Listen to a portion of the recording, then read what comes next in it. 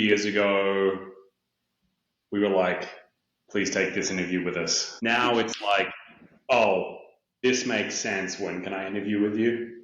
Both from Hadrian, but also like software engineers or talent in general, understanding that this category has got real momentum and is like valuable. And I think without Founders Fund, Andreessen, leading that charge from a narrative and capital perspective, the ecosystem just simply wouldn't be here. The level of momentum that Catherine Boyle, Trey Stevens have created, narrative-wise, capital-wise, is like insane. Like, within 2 years, they've kind of taken something from like, don't know if I want to go work at Palantir or Anduril because like America bad, to like the whole country is like, cool, we're building hard things for the national mission is insane, and like gives me a lot of hope for like American competitiveness, right?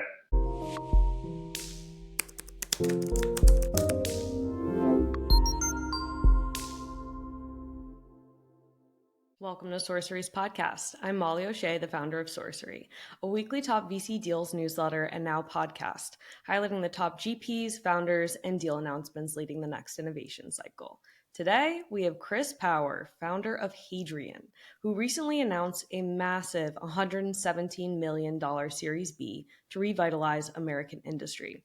This was on top of the $90 million raised to date from existing investors such as Founders Fund, A16Z, Lux Capital, and more. For background, Hadrian is a US-based automated precision component factory that enables space and defense manufacturers to get parts 10 times faster and have the cost to make rockets, satellites, jets, and drones. Chris is quite impressive, so I think you'll enjoy this one. Welcome, Chris. Congrats on the recent raise. Thank you. Appreciate it. You're a tough one to track down. You're always jetting around to DC and LA and back and forth. But you just raised a $117 million Series B. This puts you over the $200 million mark in funding, which is not bad. Could you share more about Hadrian's recent growth and your mission to revitalize America? I think at that time, we were only one of the only hard tech, deep tech Series Bs that got done at all, which is really a credit to like the team and the progress that they've made at Hadrian. In hindsight, I'm glad that we did it versus waiting until this year because we're that much further ahead in terms of progress. We're very lucky. I mean, the venture market is very tough in general. I think last year was the toughest year that anybody's ever seen. Super grateful and lucky that the category really makes sense to a lot of people and they're willing to take a bet earlier than they otherwise would have. Yeah, so what happened was we're 3 years old. We're only 5 quarters into launching to customers. And we have 2 customer bases. We have new primes and startups, and then we have the mega primes, which are these massive companies. And we thought that it would take until the end of 2024 to do a good enough job with like startup customers to be able to have the opportunity to serve like the large primes. And what happened around August, September last year was we saw this huge acceleration where a lot of tier ones and primes wanted to work with us way earlier than we'd expected, which is good. But we were massively under-resourced to be able to go do that properly. And with our customers, you really get like one shot to prove yourself. So we just looked at it at a board level and went, okay, we have 2 options. One is that we plan for success, which means we need a lot more capital to keep up the growth and resource up to serve these large customers. Or we can like delay the raise until Q1 2024, maybe have a little bit more progress. And at the same time, I think you'll remember in August, the venture market in August was like, maybe no one's getting funded for the next 2 years. Now it's a different story, but at the time it was like not clear that if we waited till Q1 that there was even a venture market. So basically, because of the acceleration in demand from these large customers, where they were onboarding us way faster than we expected, and the fact that we had a good opportunity to raise money then versus like waiting maybe for a higher valuation in 2025, but maybe the venture market's dead anyway, we basically pulled the trigger and did like what we call an emergency fundraise, which was not because we were running out of money. It was because like it was 9 months before we planned, but it was basically like accelerating customer demand and then, de-risking like a very stochastic, risky venture market. So we did a bit of prep and then went out from October until November, found some great partners, massively capitalized the business, and now we're deploying and growing like hell. So yeah, that's why we decided to raise and how it all came together. Specifically with this round, what was the construction of it? Was it existing investors? Was it strategic? Was it debt? Was it equity? So we had about 60% of the capital was new investors. 40% of it was inside investors. Andy Grayson from Construct stepped up with a huge check and has joined the board. And obviously, Catherine from Andreessen, Dalian from Founders Fund, Brandon and Josh from Lux all stepped up as well. But about 60% new capital, 40% insiders. And then an entirely new debt stack as well, which is great for us because we're a CapEx heavy business. So we like to spend debt instead of venture dollars on factory equipment. And then what happened was we were talking to multiple of our customers about strengthening our partnership, and that might potentially lead to an investment. So in December, it became clear that RTX Ventures, which is a venture arm of Raytheon, also wanted to invest. So we ended up extending the round out to give them the opportunity to invest in the same round. And then what I can share is that more likely than not, there will be more announcements of that sort of a theme in the next couple of months. Okay. Yes, we're very lucky. It's been incredibly, from a fundraising perspective, and I know your audience is like a lot of people in startups, we're very lucky that it was an up round, clean terms, and we had both new investors, existing investors, and customers or potential customers who invested in the same round. So we're incredibly lucky, and that's how it all played out. It's a big accomplishment. Yeah, we think so. It's given us the opportunity to build the thing. TBD on whether we'll get there or not. We have every confidence that we will, but this is, Tesla hard execution. But now we have the opportunity to do it, which is amazing. For perspective and context, what is your background and story?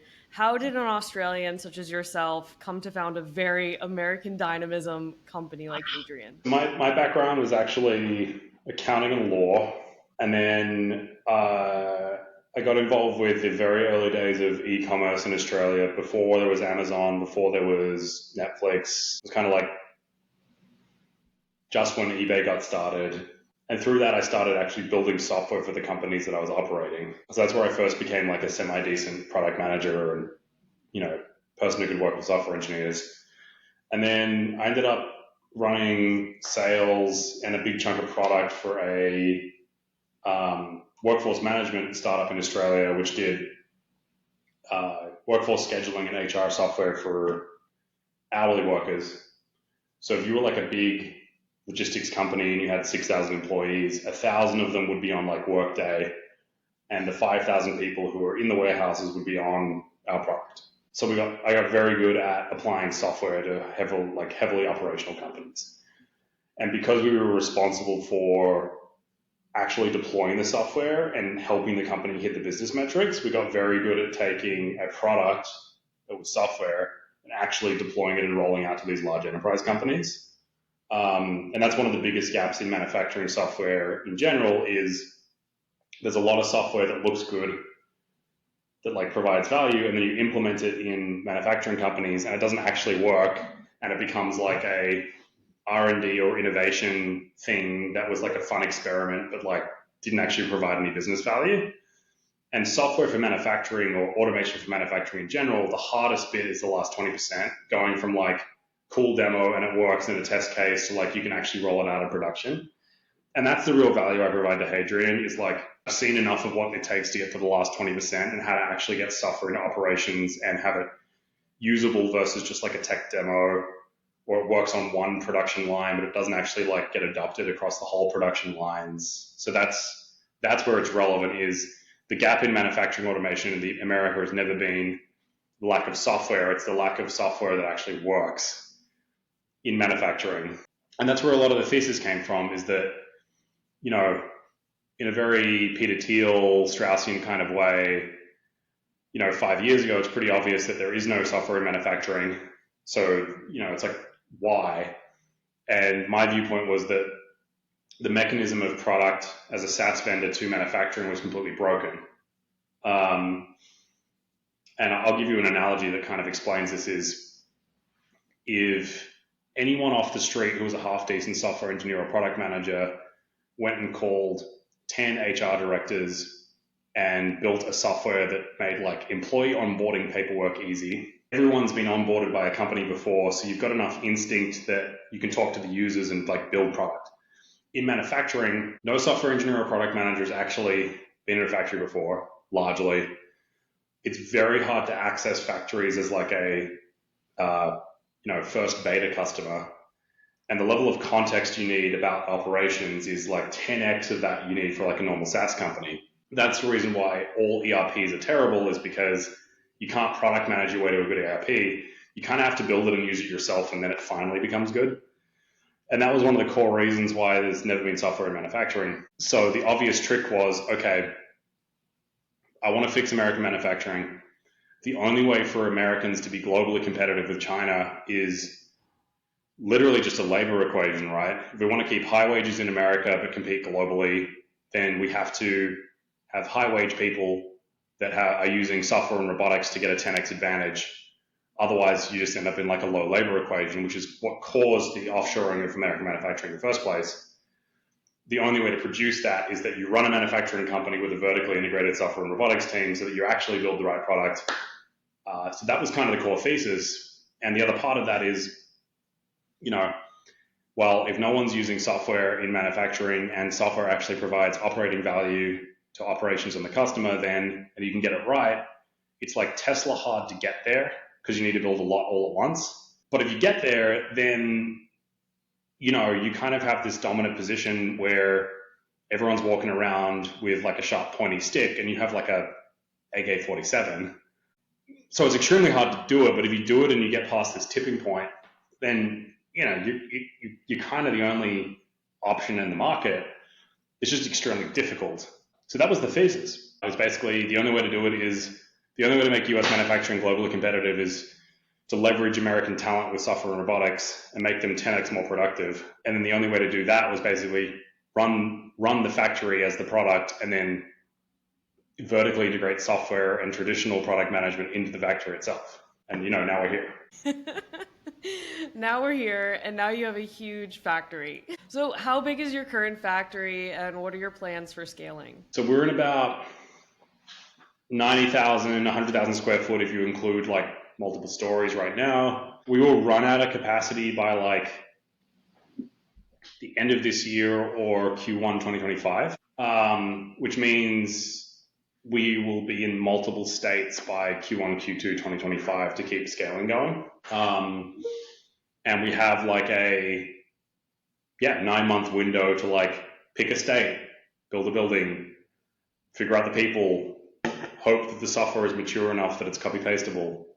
It's completely insane, but it's the only way to do it. Otherwise, we just don't scale as fast as we need to support the customer base and our investors' expectations. Is the state specification or strategy going to be closer to certain customers, or is it going to be a TSMC, let's go to Arizona or Ohio? The answer is we have 6 states down selected, and to get from 6 states to 1 state, it's a conversation with the government, it's a conversation with the customer, it's a conversation about we want to be somewhere that's business friendly and efficient, but we also want to be somewhere where there is tons of talent. Many manufacturing companies have only picked like, a low cost state. What ends up happening is no one wants to work there. So like looks good on an Excel spreadsheet, but completely fails operationally. So there's a lot of trade-offs to make. We need to make a decision in the next like quarter or two, break ground end of Q4 and then, be in the building Q1, Q2 next year. So we just had Xander Altman, one of your seed investors, on the pod to talk about his thesis of vertical integration, vertically integrated monopolies, and he cited Hadrian as a prime example. Just to get deeper into it, so what exactly makes Hadrian so vertically integrated, and what is the moat that you've built for the company? I know in previous documentaries and interviews you've had, you also have a training system to get people onboarded and recruit talent and make sure that everyone's up and running with the actual machines in the factory and all of that. So Yeah, so our vertical integration is that all of our software is internally developed. And the thesis is that we'll be the only one with good software, and that gives us way more efficient operations and then a better experience for the customer. The second thing it gives us is a closed loop system of data. So a lot of the problem in manufacturing is siloed data where you can't improve yourself because you can't tie one system to another. And then I think the third moat, which is maybe the most important one, is the mechanism of how we develop product that actually is operationally useful. And it's a mix of culture, it's a mix of process, but many operationally heavy companies fail at this at scale because they end up having 2,000 employees and 500 software engineers and then an operations team and a bunch of product managers in the middle, where you scope something out, it takes 9 months to build it, operations aren't really involved, so they don't adopt it. By the time it's 9 months down the track, the software is not the right thing because you've got a bunch of engineers cooking it with no operating context. So a lot of the moat is really how we've architectured the org chart and culture so that operations and software is like moving hand in hand. That's a huge part of the moat. The long range moat is going to be that we're so much more efficient and so much higher quality to the customer experience that it would take someone $200 million in 3 years to catch up. And if we establish that moat, then I think it's unassailable. And I think, to Xander's point, large vertically integrated companies have two options. One is basically you do the whole thing and you win and you're like TSMC or like Tesla big, or you like die getting there. And there's no kind of halfway mark. So that's the difficult bit, but if you can run like hell for 4 or 5 years and get past that tipping point, then like one, no one's crazy enough to catch up. All the engineers who want to do more of that thing work for you, and no one's insane enough to dump another $250 million down the hole to try and catch up because you're already there. But unlike software in venture, maybe you get product market fit for a couple of years, you get to 50 million in ARR, and maybe you get acquired by Salesforce, or you're like a Slack big company. There's a lot of good kind of stopping off points. With vertically integrated deep tech businesses, there is like two options. It's like you get it right and you're like Tesla, or you get it wrong and everyone calls you like Elizabeth Holmes. And that's, so like the way I would underwrite deep tech is basically like Series B is the biggest risk point because you're starting to tip real money into the company. C and D is like, well, it's already working. It's a fucking near monopoly. Seed and A is like, well, it's insane and you're getting a lot of the company as an investor and, take a bunch of bets. But the reality is very, very binary market. Either you are like Andrew or big or you are a zero. And that's the risk and reward, which is very different from like traditional software venture capital. You've been very popular on the media in different circuits. You've had decent coverage of the factory from Jason Carmen's S3 and John Coogan's Hadrian documentary. And I've even been fortunate enough to take a tour of your automated factory. But for those who don't have the pleasure or haven't had the opportunity to see those documentaries, what are the main components that make Hadrian? The software, the machines? Are there any new shiny toys that you're excited to add? What are the core components there, and how have you been building that? There were two big things about Hadrian. One is the best software and robotics team that's ever existed in LA, period. The second thing is talent and workforce development and training. Because a big part of what we do is good software does two things. One is it takes a 20-hour task down to 2 hours, but it also makes doing that 2 hours way simpler. And I think Rippling's a good example of this. It's like, sure, you need less finance people, like Ramp, you need less finance people, but also like the people doing that job don't have to be like a CFO, because they're kind of getting guided through the decisions. It's error proof, you know. And we are never going to be like fully automated, because like Tesla tried to do this, SpaceX tried to do this. It's just like a bad idea, because you build this inflexible system that's just super brittle. So we're a big human in the loop company on purpose. So the second part of Hadrian is that like 90% of our people now that we recruit have never set foot inside a factory. They come from all sorts of backgrounds. And from a workforce and training piece, we can train and onboard them in 20 to 30 days from they were at Home Depot, they were a bus driver, literally any background. We have a huge cohort of military people coming in right now, which is really good for us. But the other piece is you have to scale operations really, really fast to hit a venture growth curve. And that means hiring and training a lot of people in a real systematic way. And that's another big piece that we've invested a lot into that's paying off, is that, sure, there's a lot of automation and robotics. The other big trick is, how do we get young people or people who've never set foot inside a factory or want to switch careers excited about manufacturing? And then how do we teach them the skills and the processes fast enough that usually in skilled manufacturing, it might take 10 years for you to be an expert, and how do we shorten that down to 30 days? Otherwise, it just takes too long to scale. You know, and the stuff we're dealing with is not like Amazon logistics, pick up a box, anyone can do it. It's like you're making things that go on human spaceflight or like a plane. Like, you can't screw this up. We get audited by the government. So that's something that's extremely valuable, that is kind of hard to explain from someone who hasn't run a factory before, but is one of the most valuable parts of the company and one of the things that we're most proud of. So for human in the loop, you're like 10%, 20%. You're not going to get to 100% automation from software. You're always going to have someone in there. There's going to be constraints. There's going to be conflicts. Yeah. The same thing is like Ramp. You know, Ramp makes finance teams 20x more efficient. There's still someone in there like driving the ship, you know? If software is very critical in the business, how do you think about hiring software engineers, and what's the pitch to them? The pitch is basically, hey, we have real engineering problems. Half of the stuff we're building like might be possible. So like, would you like to come and do that, where the outcome is like, we'll know in 2 years whether this is a $10 billion company or a $1 company, and the team is like 9 out of 10 rock stars, and you get to work on actual engineering problems versus like shipping more SaaS software, you know? And the best engineers, frankly, just want two things. One is like three things. Work with other fantastic engineers, work on really hard engineering problems that actually create business value, and then have as few product managers as humanly possible. So that's why engineers come to work for Hadrian. Who we look for is a mix. Some of our team are software engineers with math backgrounds, because we have a lot of like geometry problems in some parts of the business. Some of the team are robotics engineers from like Boston Dynamics. Some of the team are people that have built operating systems for like large e-commerce companies, like the entire inventory system for one of the largest e-commerce companies.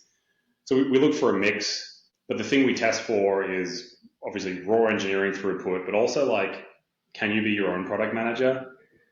We don't hire engineers that want to be given a spec of what to build and then they just go do it in a dark room. We want people that are happy to like get halfway through and go talk to our director of operations and be like, hey, like, you know, so that's something we really test for. And then everyone at Hadrian, bar a handful, are like fully on site, writing software on the factory floor, hand in hand with operations. And some people don't want to do that. Some people are like, this is insane and hilarious, and I definitely want to do this because I've been stuck in COVID land with my remote people, and I'm just kind of sick of it. And I want to go back to the office, and I want to work on really hard engineering problems. So you're telling me that you have no idea whether half of this is possible or not.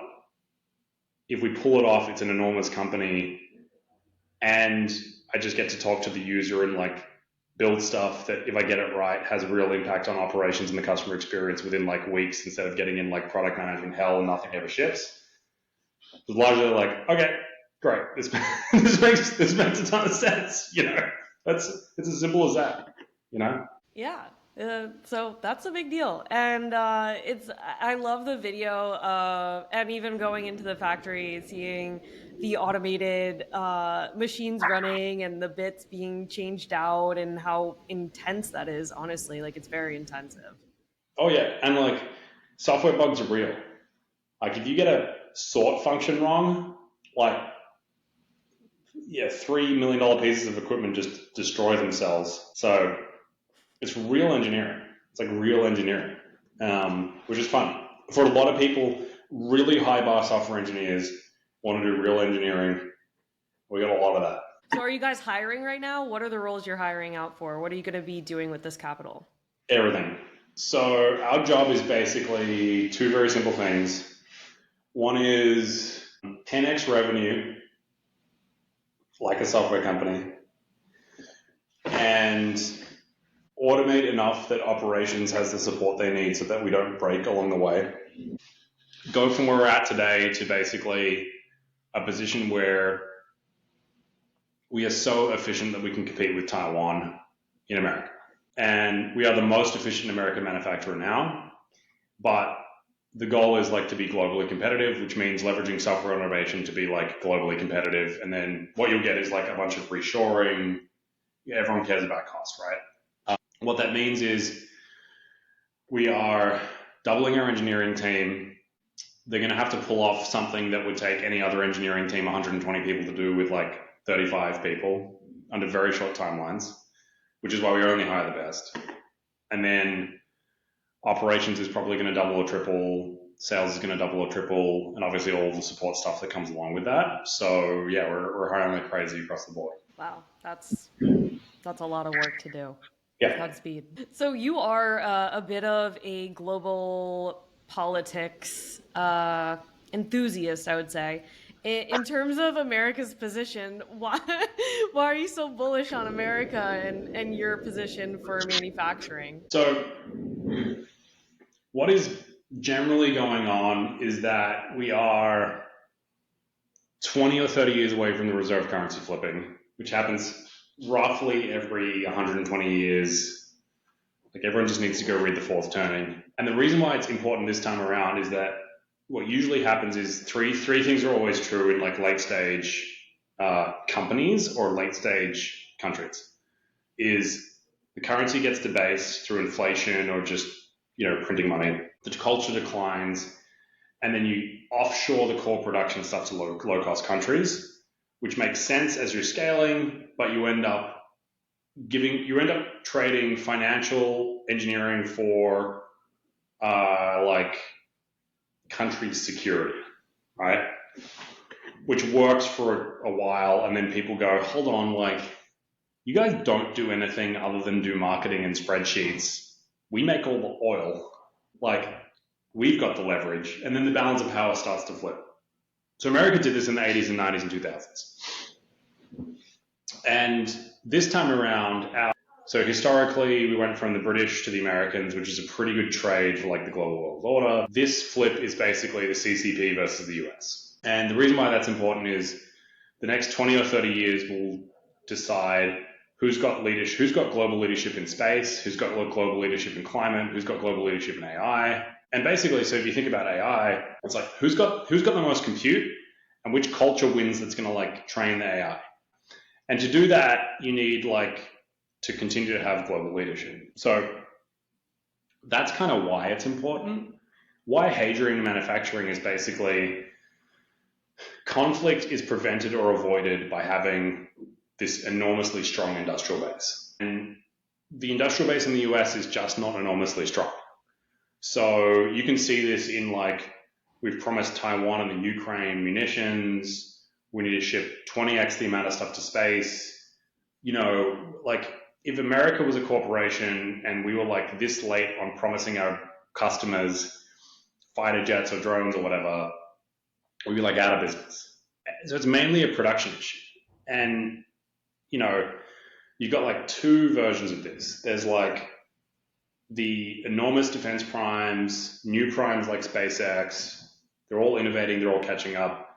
Their supply chain domestically, who basically makes them things that they can then make into satellite jets or drones, is a complete mess. And for the software audience, I would say like, imagine if you were Netflix and AWS was like, hey, the amount of compute we've got is going down 20% a year, and like it's a complete disaster. Like that's kind of what America's greatest companies face with their domestic supply chain, is it's just like that bad. So my view is that we need to reshore a ton of manufacturing to America. The only way to do that is with software and automation and getting the American workforce 10x leverage, and to like rebuild the industrial base so that it lasts us for 100 years and we have like global leadership again. Otherwise, we just simply won't be able to stand up to the CCP, and we also won't be able to build as much stuff onshore as we need to like have these core industries in America. So like that's why it's important. Let's shift over to the vibe shift of this category. So we were talking about it earlier, but earlier in the summer, the capital markets just like weren't easy. We didn't know what was going to happen. It was a lot more doomerism around the VC ecosystem in general, especially at the growth stage where a lot of companies haven't really gotten their markdowns yet. And there was a lot of waiting. There was a lot of uncertainty because of AI. We didn't know if OpenAI was going to eradicate everyone or if it was just another, part of the tool stack. But anyways, so now here we are. It's probably like 6-9 months later. There's a real vibe shift. People are going back to work. They want to work hard. They want to work towards mission-oriented things. American dynamism is a huge deal. And Hadrian is at, almost the core of it, right? It's like Anduril, it's Palantir, it's Hadrian. You're one of them. So let's talk about this vibe shift. How are you feeling it internally? Are you feeling it with your customers? Are you feeling it with investors, with recruiting? What does it feel like being the boots on the ground? Recruiting is amazing right now. 2 years ago, we were like, please take this interview with us. Now it's like, oh, this makes sense. When can I interview with you? Both from Hadrian, but also like software engineers or talent in general, understanding that this category has got real momentum and is like valuable. And I think without Founders Fund, Andreessen, like leading that charge from a narrative and capital perspective, the ecosystem just simply wouldn't be here. Like the level of momentum that Catherine Boyle, Trey Stevens have created, narrative-wise, capital-wise, is like insane. Like, within 2 years, they've kind of taken something from like, don't know if I want to go work at Palantir or Anduril because like America bad, to like the whole country is like, cool, we're building hard things for the national mission. Is insane, and like gives me a lot of hope for like American competitiveness, right? So we feel it on the ground with recruiting. We feel it on the ground from customers who are like, yep, huge problem. We're going to take a bet on you way earlier. We're going to help. And investors, I would say like there are true believers who are doing it for the national mission, who have been investing in this category for 5 to 10 years. And there's this new wave coming into the ecosystem, which some of them are tourists because defense tech went like this, like crypto AI. Some of them are building 10-year practices that they really want to invest in the category for the long term. So it's very good that there's a flood of capital coming into the system, but the worst possible thing that could happen to this ecosystem is that all the momentum investors go, this is actually hard. And bounce out of the market like what happened to crypto or what might happen to AI in a couple of years. But there is enough stable capital and enough people who actually care about the national mission that I don't think that will happen.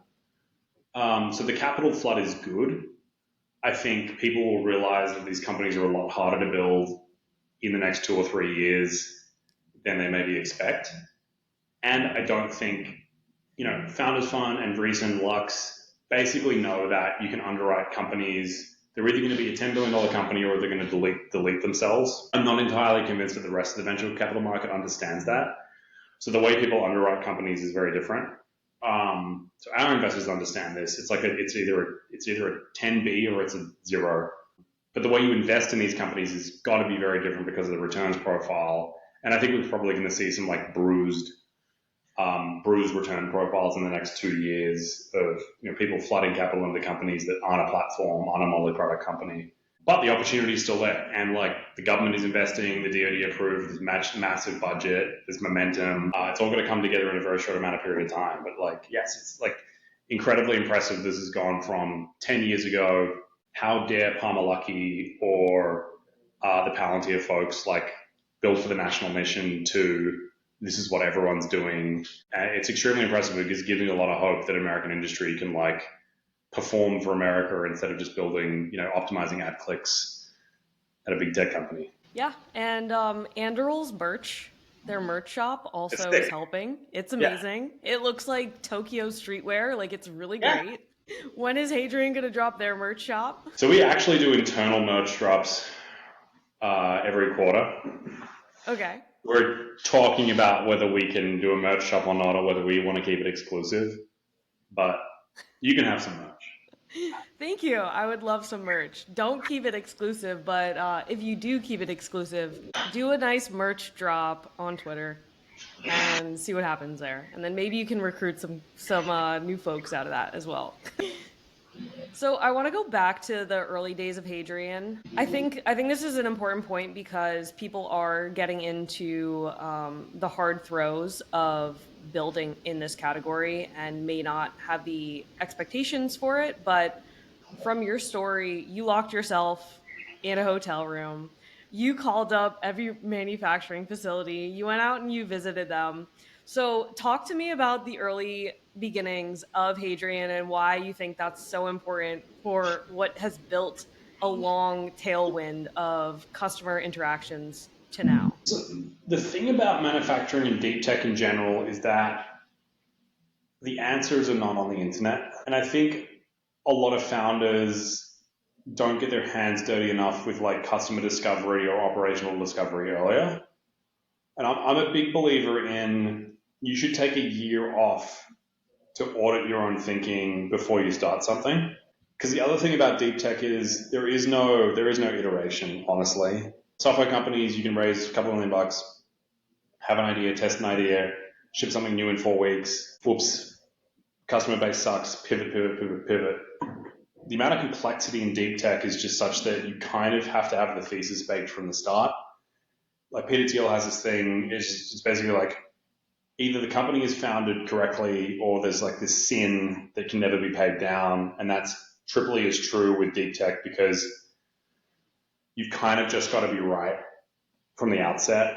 So there's two things. It's like, hey, will this customer buy this thing? Who knows? You got to go talk to them. And at a deeper level, can you actually automate this? And it's like, at a deeper level, you have to really understand operating these companies to be able to even make that decision. I also just think, as Elon says, which is correct, is that to do this, your pain tolerance has to be like aggressively high. So personally, it was like, very difficult to be running on $30, $40 a day, running out of money in 4 months, and then be like in the middle of nowhere visiting manufacturing plants to learn. But by proxy, if you're scared of that, you're probably dead anyway, because like that is not the hardest thing that's going to happen. And your pain threshold for complexity and risk has to be 100 times higher than a normal startup. So it's kind of like a good litmus test. Like if you're not willing to get your hands dirty and go do that sort of work up front, it's like it's an acid test. And I think people shouldn't kid themselves about how hard this is. It's not as hard as people think it is, but it is certainly like psychologically and physiologically 100 times harder, and your pain threshold just has to be enormous. So I was just like, yeah, no, I don't want to do this. I'd rather sit in San Francisco, like hanging out. But by the nature of the problem, if you're not willing to go do it, then you're already dead anyway. So it was kind of obvious. And then just stop being a baby about it. I don't know. Call some people. Yeah, go boots on the ground. Stop building up your knowledge. Like, I don't know. Just work. That's very Catholic. Just like, I don't know. Just get it done, What are we talking about? Like, just work. It's fine. This is what the brilliant thing about was one of the reasons why the best companies are founded directly after a recession has nothing to do with like pricing. It's just that you get people like Airbnb or Travis from Uber where they're just like, I have no other option. So my pain threshold is stupidly high because I have to do this with 200 grand. So the companies that survive just have teams that have a ludicrously high pain threshold. And I think you need that in deep tech as well, because like the rewards are 100x, the risks are 100x, the pain threshold is 100x. It's not for everybody. Look, you've accomplished a lot. You've raised around $200 million in just 3 years. So you've been running really hard and you've been growing really, really fast. I'm curious if you've had time throughout that period to just reflect or reset or reorient yourself, because going from different levels of speed and then knowledge of building and experience and all of these little things throughout time, you might not know it, but like you're in a tunnel vision. And so how do you take yourself out of that tunnel vision to reset and then be like, okay, now we're going to go to the next level? The short answer is I didn't do it for the first 2 years and now I'm pretty good at it, because the game becomes upgrading yourself as a founder as fast as possible, not sending the next 12th email. So the only way to do that is really break out of the tunnel vision and go spend a lot of time with other founders or other people who are 3 steps ahead of you. And I think the other thing is really recognizing what gives you energy and what doesn't give you energy, which for nutcases like me is difficult because the answer is we'll just work harder. But that actually is like a 2-year strategy, not a 10-year strategy. So yeah, you have to learn that skill as well, which is counterintuitive to being a seed or a seed or Series A founder, which is just like work 24/7.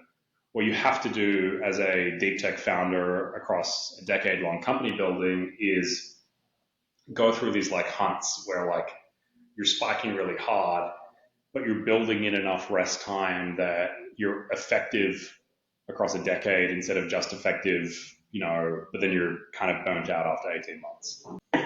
And once you start to view it like going to the gym, it's like that's just part of being a good human being. It's like part of being a good CEO. Like what my team needs me to do is make several high quality decisions every week. And if you're not sleeping or burning yourself out, like you're not doing your job as the founder of the company where everyone's relying on you to make really high quality decisions. What that takes is discipline and muscle, and it's like a learned skill that second-time founders are far better at than the first-time founders. So that's one big part of the trick. And the second big part of the trick is that at some point, your success is the velocity of the org, not your own personal velocity, which is a transition that you have to make around 60 to 80 people. And it's a very different mode. And if you're growing as fast as us, it's very psychologically interesting because what the org needs you to do changes overnight. And it usually takes founders 6 months to catch up. And so making those transitions as elegantly as possible and realizing that you have to kind of become a different person every 9 months, because that's what the org needs, is a very interesting thing that I think is like under-discussed in scaling companies. But if you talk to any great founder or CEO, they're like, oh yeah, this is the entire trick. It's all org design and incentives and figuring out how to keep growing fast without blowing yourself up. It's fascinating. Yeah. The other thing I'll say on this is that there are like employee cohorts, right? So it's like your first 30 people have been in the war with you. Your 30th engineer like thinks you're the CEO. They don't even know you as the founder. And then all of a sudden you've got 200 people where 80% of them know you as the CEO, not the founder. So like actually what people expect out of you changes overnight, but you're also dealing with two separate tribes that expect different things out from you. And you get to 300 people and it's a totally different ballgame where like most of the people and the customers only interact with you for 15 minutes a week at best. So like if you're tired or like not on it, everyone's like, oh, this company's fucked. But like there's a lot of transitions to make, and we haven't got it perfect, and I haven't got it perfect. It very quickly becomes the most important thing. Setting expectations and understanding how to grow and scale with the teams. I can't imagine, and I don't understand how teams are able to scale from like 200 to 1,000 to 2,000 employees in just 1 year, but it happened quite frequently during COVID and ZERP and all that kind of stuff when there was excess money. I think it's Sure, as things. almost always a mistake.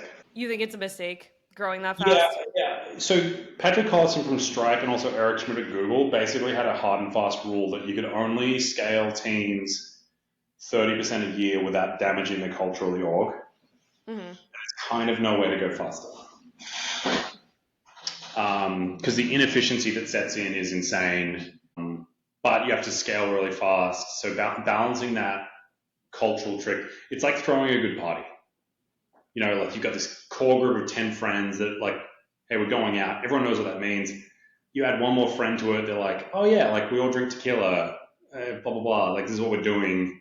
You double that group and you're hiring or like throwing a party for a totally separate group of friends, and then it just like feels clashy, it's not a good vibe. That's company building. You can go faster by hiring from companies that have a similar culture to you with a really good onboarding process that's like a mix of, you know, Burning Man and like a military boot camp. But at a certain point, it's human beings learning how to work together, and at a certain point, there is like a throughput rate on just how many people you can ingest versus the culture breaks. And the culture is basically the only thing that is the mode of the company. And if you scale too fast, you're at real risk of that. And that's something that you have to like prune and tend to it's like throwing a great party. It's like, this guy's amazing. But like, I don't know, kind of the wrong vibe. And like, everyone's like, I don't want to stay at this party till 1 a.m. anymore. Like, what happened? It was like, because you invited 10 people that were like, not the right vibe, and everyone's like, I don't know if I want to be at this party anymore, you know?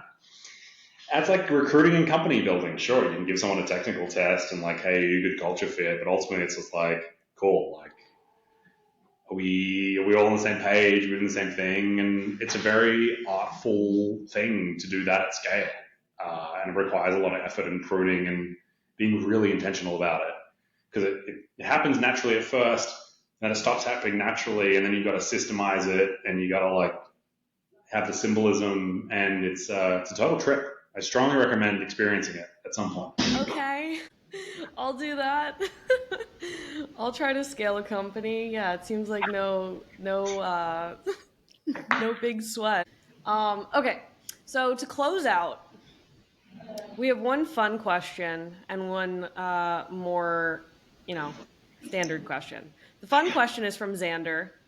I don't know if you can answer this or not. I don't know if it's allowed, but what is going on with drilling holes in servers? Oh, that's an old war story where from a old friend of ours who was an employee of the company, where we have not gotten hacked, bless, because we hold a lot of sensitive data. One of the fastest way to de-risk a cybersecurity event, if you think something's been breached, is to just pull the hard drive out and drill a bunch of holes in it. It's real tactical. Yeah. You got to take the Battlestar Galactica view of cybersecurity. Got to go straight to the metal. Yeah. Oh yeah. Yeah. 100%. Yeah. The off switch can't be digital.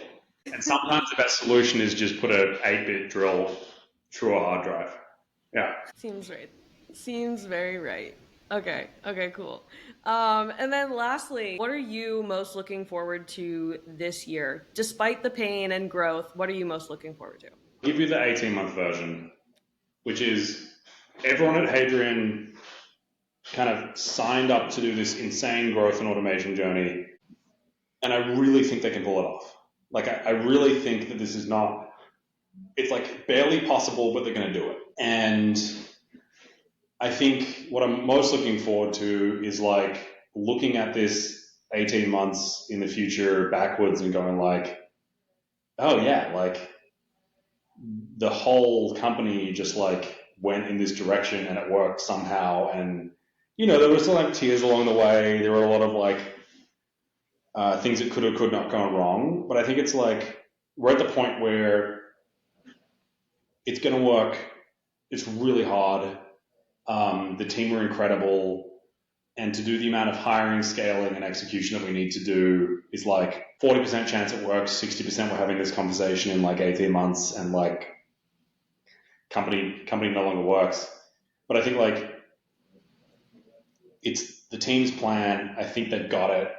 We have such a good crew over here. What I'm most looking forward to is being like, in 18 months, like, I didn't do this. All of you just like pulled off this miracle somehow. And reflecting back on that when we're like very quickly stamping out factories in different states with this insane customer base, and now we're like this generational company. And I think we'll be there in like 18 months, but like we've got the team to do it. And I just think what they've figured out is barely achievable, but the attitude is like, yeah, this is nearly impossible. We will like find a way to get this done. And I think like being able to look at that, back at that in 18 months is going to be like insane. You know, that's the thing that I'm most looking forward to. That's great. I think it's Trey Stevens who, maybe this is a media term, but he looks to endpoints and then works back. Yep. Like that and like. No, I think that's the way you got to do it. Yeah. Yeah. That's the way you got to do it. Yeah, it's going to be wild, but I think we've got all the right ingredients. It's Tesla hard. We're definitely going to pull it off come hell or high water. And then we're having a very different conversation in 18 and 20 months. It'll be fun. I think so. It's all it's seriously all hands on deck. Yeah. You guys have accomplished a lot. You're accomplishing a lot. I know you work really hard, so give yourself like a pat on the back. It's been amazing to see the growth, like even in the last year. So congratulations again, and congratulations on the raise. This is a big deal. Thanks again for taking the time and carving out a little hour of your calendar with me. Thank you, Chris. Of course. Just anybody listening to this, invest in the national interest and come work for national interest companies. Great way to close it out.